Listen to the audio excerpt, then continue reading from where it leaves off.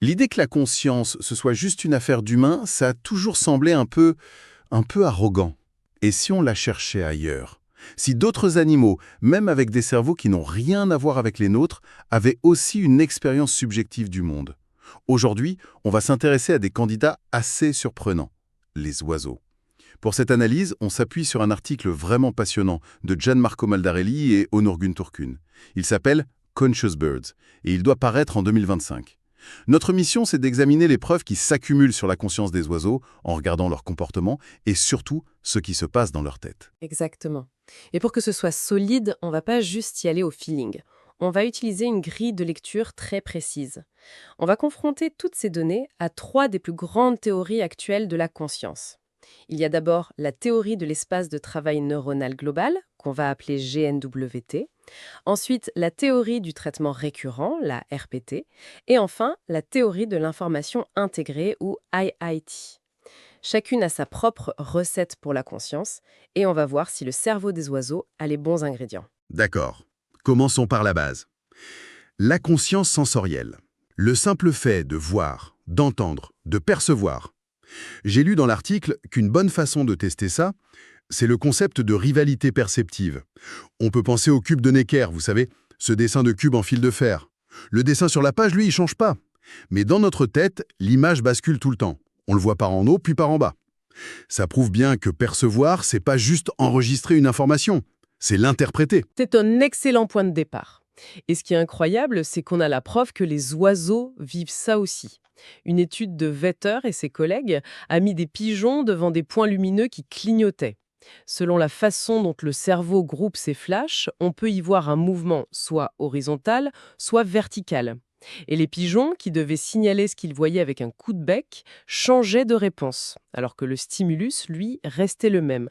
C'est la signature parfaite d'une perception bistable, très très proche de ce que nous on vit avec le cube de Necker. D'accord. Donc, on a la preuve comportementale. Il se passe quelque chose de subjectif dans leur tête. Mais alors, comment ça marche dans un cerveau d'oiseau? C'est là que vos trois théories entrent en jeu, j'imagine. Absolument. Alors, la première, la GNWT, imagine la conscience comme une sorte de scène de théâtre mental. Une scène de théâtre. Oui, la plupart des informations sont traitées en coulisses, inconsciemment. Mais quand une information est jugée assez importante, elle est projetée sur cette scène centrale, sous l'effet de la rampe. C'est un embrasement neuronal qui la rend accessible à tout le reste du cerveau. Et c'est ça, devenir conscient. C'est le projecteur mental, en quelque sorte.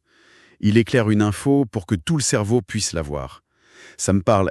Et la deuxième théorie? La RPT, la théorie du traitement récurrent, elle est plus focalisée sur le câblage. Pour elle, la conscience naît des boucles de communication, des allers-retours entre les neurones.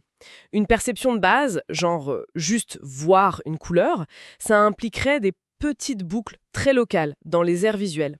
Mais pour savoir ce qu'on voit, pour y réfléchir, il faudrait des boucles beaucoup plus longues. Des boucles qui vont jusqu'aux ondes préfrontales et qui reviennent. Plus les boucles sont grandes, plus l'expérience consciente est riche. Il y aurait différents étages de conscience alors. Un rez-de-chaussée pour la perception brute et des étages supérieurs pour la réflexion. Intéressant. Et la dernière, l'IIT. Elle a l'air un peu plus... Abstraite. Elle l'est, c'est vrai. La théorie de l'information intégrée postule que la conscience n'est pas une fonction. C'est une propriété fondamentale de la matière, un peu comme la masse ou la charge électrique. Un système est conscient si l'information qu'il contient est hautement intégrée, c'est-à-dire que le tout est bien plus que la somme de ses parties. On peut même mesurer ça avec une valeur, le phi. Plus le phi est élevé, plus le système est conscient. D'accord. Donc si je prends une analogie simple, un tas de briques, ça a un phi de 0. Mais si je les arrange pour faire une maison avec des pièces qui communiquent, des murs porteurs, la maison, en tant que système, a des propriétés que les briques seules n'ont pas. C'est un peu ça l'idée. C'est une excellente analogie. C'est exactement ça. C'est la structure, la causalité interne du système qui définit sa conscience. Et l'IAIT prédit que les structures qui maximisent ce phi ressemblent à des grilles. Des grilles cristallines, très régulières. Bon, 3 théories, 3 mécanismes très différents. On a des données expérimentales pour nous aider à y voir plus clair chez les oiseaux. On a des données qui sont cruciales, elles viennent d'expériences sur les corbeaux, des expériences menées par l'équipe d'Andreas Nieder. Ils ont appris à des corbeaux à signaler par un mouvement de tête s'ils avaient vu ou non un stimulus lumineux très faible, parfois à la limite du perceptible. Et pendant ce temps, ils enregistraient l'activité des neurones dans une région appelée le nidopallium caudolatéral, le NCL. C'est considéré comme l'équivalent de notre cortex préfrontal. Attendez, si je comprends bien, le cerveau du corbeau ne fait pas que réagir à la lumière. Il crée un signal interne qui dit « j'ai perçu quelque chose ». Et ce signal est là même si la lumière était en fait un mirage, trop faible pour être vraiment là. C'est un peu le neurone de la conscience qu'on cherche. C'est exactement ça. L'activité de ces neurones du NCL ne prédisait pas la présence physique du stimulus. Elle prédisait le rapport subjectif du corbeau. Si le corbeau disait « j'ai vu », les neurones s'activaient. S'il disait « j'ai rien vu », il restait silencieux. Même si un stimulus faible était bien là. Et encore plus fort. Une autre étude a montré que même l'absence d'un stimulus, quand il fallait la signaler, était activement encodée. Le cerveau ne fait pas que voir, il représente l'état de sa vision. De sa propre perception. C'est vertigineux. Mais comment on est sûr que c'est pas juste le neurone de la décision de bouger la tête, plutôt que celui de la perception? La différence est subtile, non? C'est la question à $1 million en neurosciences. C'est un débat très très vif. L'équipe de Nieder a essayé de démêler ça en ajoutant un délai entre le stimulus et le moment où l'oiseau pouvait répondre. L'activité neuronale liée à la perception apparaissait juste après le stimulus et elle se maintenait pendant tout le délai. Alors que l'activité motrice, elle, n'apparaissait qu'au moment de la réponse. Ça suggère une séparation, mais ce n'est pas une preuve définitive. C'est pour ça qu'on confronte ça aux théories. Alors, allons-y.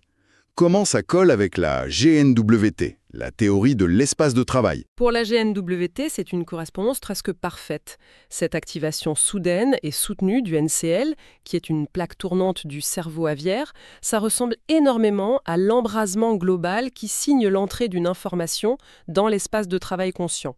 C'est un argument vraiment très fort pour cette théorie. D'accord. Et pour la RPT, la théorie des boucles récurrentes, est-ce que ça colle aussi? C'est tout à fait plausible. L'activité dans le NCL pourrait très bien être la signature de ces boucles étendues, celles qui font l'aller-retour entre les zones sensorielles et les zones de haut niveau. Ça correspondrait à l'étape du savoir ce qu'on voit. Et les connexions anatomiques existent pour ça. Le problème, c'est que l'expérience ne prouve pas que ces boucles sont la cause de la conscience. Pour le prouver, il faudrait pouvoir les manipuler, les allumer, les éteindre. Donc c'est compatible, mais ce n'est pas prouvé. Et pour l'IAIT, la théorie de l'information intégrée? Là, on peut rien dire. Du point de vue de l'IAIT, l'activité dans le NCL pourrait n'être qu'un corrélat en aval. La vraie conscience, le complexe avec le phi et le v, pourrait se trouver ailleurs. Peut-être dans les aires sensorielles elles-mêmes. L'expérience de Nieder n'a pas été conçue pour mesurer le phi.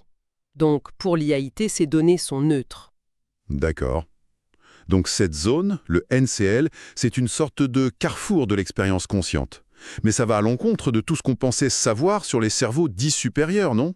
Je croyais qu'il fallait un cortex en couches bien organisé comme le nôtre. Et c'est là que ça devient fascinant. C'est là que les dogmes s'effondrent. La vision classique, c'est que le cortex des mammifères, avec son organisation hyper régulière en 6 couches, c'est le summum de l'évolution. En comparaison, le pallium des oiseaux, leur cortex à eux, a une structure dite nucléaire. C'est organisé en amas de neurones, un peu comme notre thalamus. Pendant un siècle, on a pensé pas de couche, pas de conscience complexe. Mais visiblement, c'était pas la bonne conclusion. Pas du tout. Une découverte récente de l'équipe de Martin Stacho a tout changé.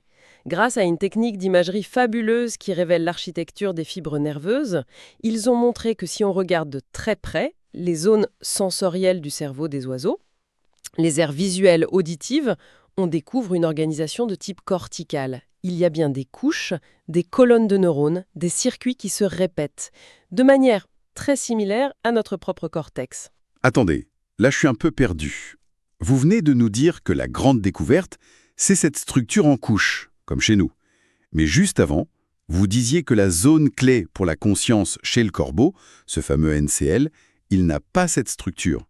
Qu'il est nucléaire en amas, ça semble complètement contradictoire. C'est une contradiction apparente, mais c'est peut-être la clé de toute l'histoire. Ça suggère une idée assez radicale. Une structure en couches corticale est peut-être la solution optimale de la nature pour une chose précise, le traitement des infos sensorielles.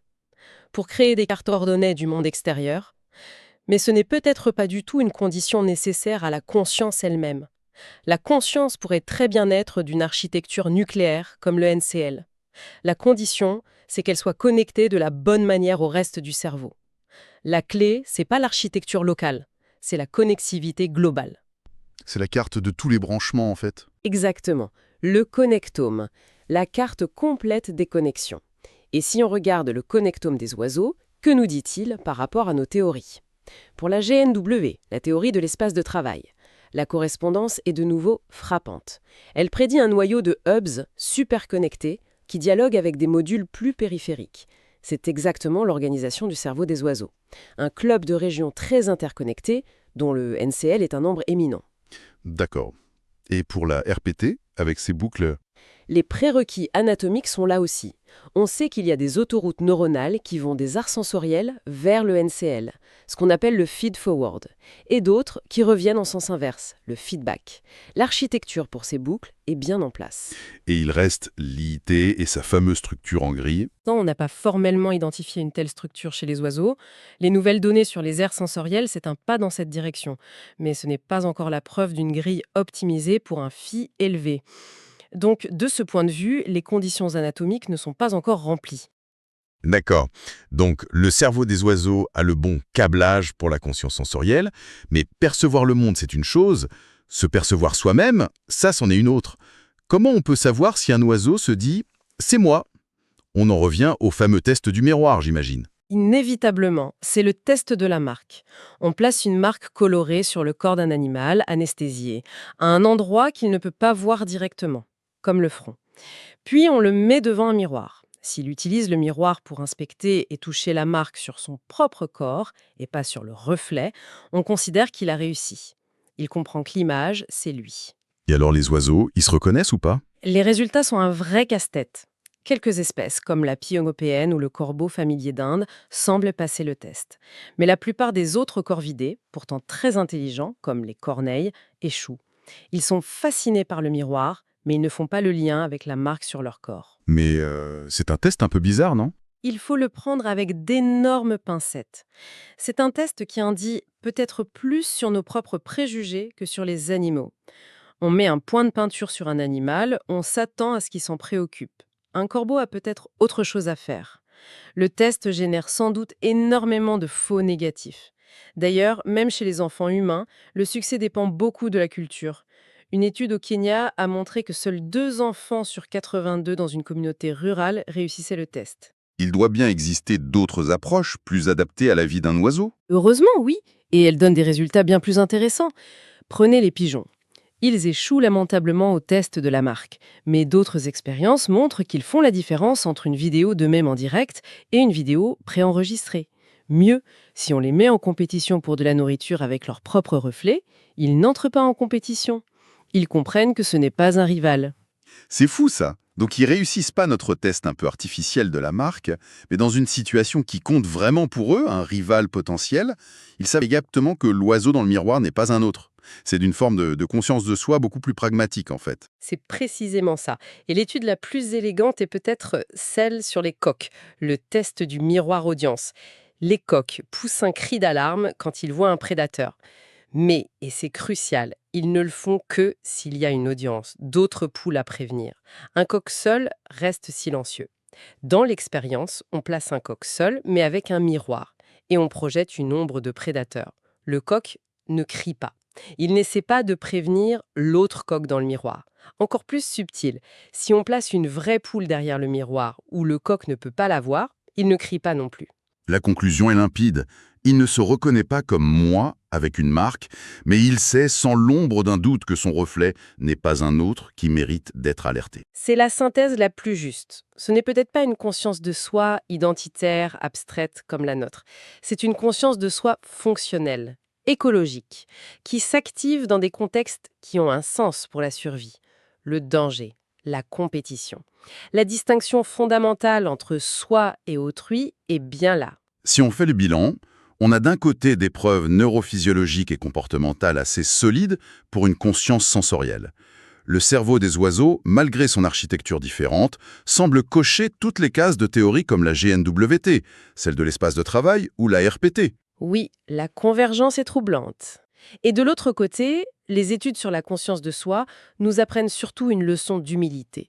Elles nous montrent les limites de nos tests. Et elles suggèrent que cette capacité n'est sans doute pas un interrupteur on-off, mais plutôt un curseur, un ensemble de compétences qui dépendent du contexte. Tout ça donne le sentiment que la conscience, loin d'être un miracle apparu une seule fois chez les mammifères, pourrait être une solution que l'évolution a inventée plusieurs fois, par convergence, dans des cerveaux très différents.